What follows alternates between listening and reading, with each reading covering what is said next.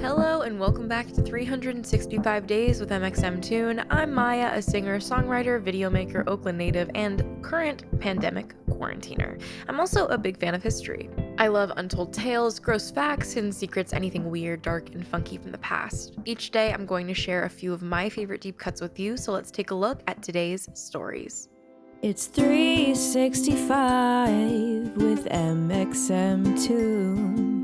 New facts every day, so don't leave too soon. I'm gonna teach you stuff, no it won't be tough. Gonna go a year till you've had enough. It's 365 mxmtoon. Exactly 1 year ago today, the National Basketball Association announced that they were suspending the rest of the 2019 to 2020 season, transforming the COVID-19 pandemic, then a largely overseas problem, into a full-blown reality in the United States. That was the beginning of what has seemed like a never-ending new normal. And coincidentally, exactly 103 years ago marked the start of a very similar pandemic, the 1918 Spanish Influenza, whose first case was officially recorded at Fort Riley, Kansas on March 11, 1918. That day, Fort Cook Albert Gitchell reported to the infirmary with flu-like symptoms, and by noon, over 100 soldiers at the fort reported that they too were struck with a similar illness. Over 500 soldiers got sick and many were hospitalized, but the outbreak at the fort lessened. Eventually, many of the soldiers went overseas. The world was in the midst of World War I, then called the Great War. I guess they didn't expect a second World War just a few decades later. And with sick soldiers mixing with other battalions, civilians, and armies, the flu began to spread quickly across the globe. In Europe, it mutated to become more deadly, and well, we're living through the same exact thing now, so you can probably fill in how this went down. Soldiers across the globe were rapidly falling ill and dying, although news outlets minimized the flu's deadliness at first. As always, history repeats itself. The flu's official designation is H1N1, but even though the Spanish flu probably originated in the United States, it was dubbed the Spanish influenza because news outlets in Spain were the first to fully report on the fatalities. Europe was hit hard in the first wave, but the flu made its way to Asia, Africa, North and South America, and even more remote areas of the globe as well. By July, tens of thousands of people had gotten sick and died. The Spanish flu didn't end that summer, though cases did ebb with the end of flu season. But as we've seen in the last year, pandemics come in waves. And in fall of 1918, the flu came roaring back. In the second half of August, cases were reported at military bases in Boston and then California and Texas. Once again, 6 soldiers were sent overseas to fight, and once again, the flu spread rapidly across the globe. This wave was more deadly than the first. After a single military parade in Philadelphia that September, tens of thousands were sickened and 12,000 people died. The second wave of the Spanish flu was also confounding. In the first wave, the flu acted like normal flus. Though deadly, fatalities are mostly the very old and the very young. But the second wave of the flu killed young and healthy people at a shocking clip. Tens of thousands of people succumbed, way more than in a normal flu season. From September to December 1917, 26,000 deaths were reported in the United States. From September to December of 1918, there were 292,000 reported deaths. Most of the flu's victims are between the ages of 20 and 40. There was a third wave of the flu in spring of 1919, which was less deadly than the second, but more deadly than the first. By June of 1919, the pandemic died down, though there were some isolated outbreaks in cities like New York and Los Angeles. A fourth wave hit in spring of 1920. Overall, over the course of 2 years, the Spanish flu killed 675,000 Americans and 50 million people worldwide. The pandemic was a traumatic experience, especially for young people who'd survived.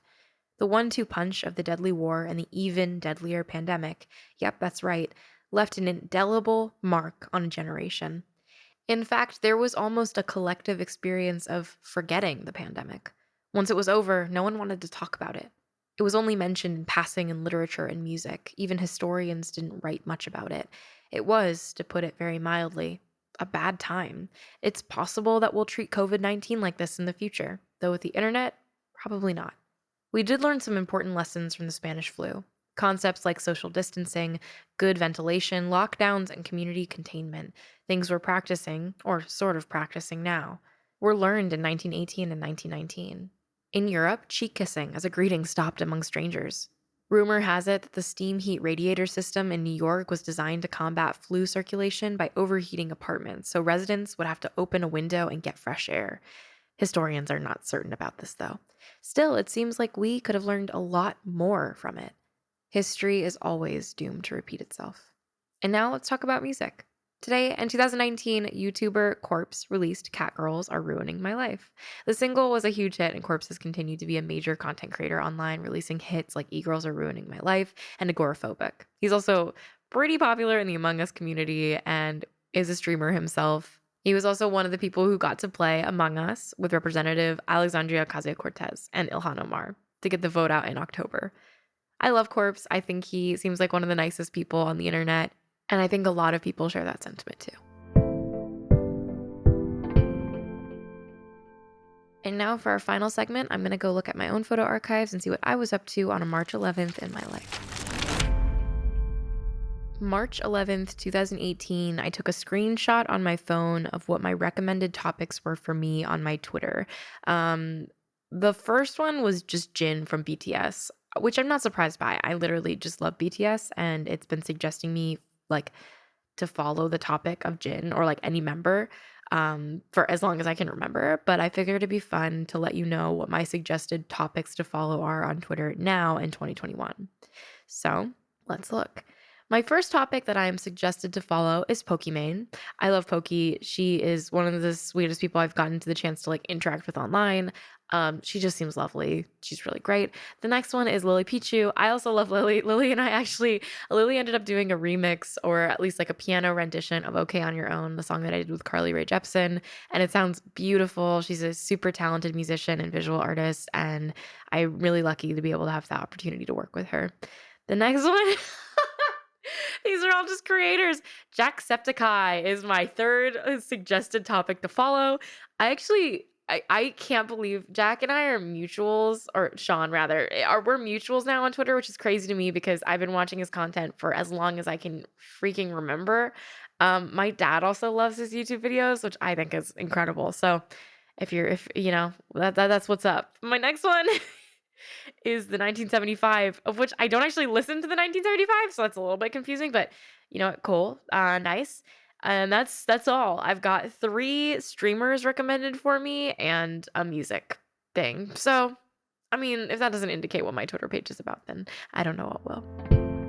Thanks so much for listening. I'll see you tomorrow. Go ahead and subscribe wherever you listen to podcasts, and you can follow at 365 Days mxmtoon on your preferred social media platforms. It's 365 with mxmtoon.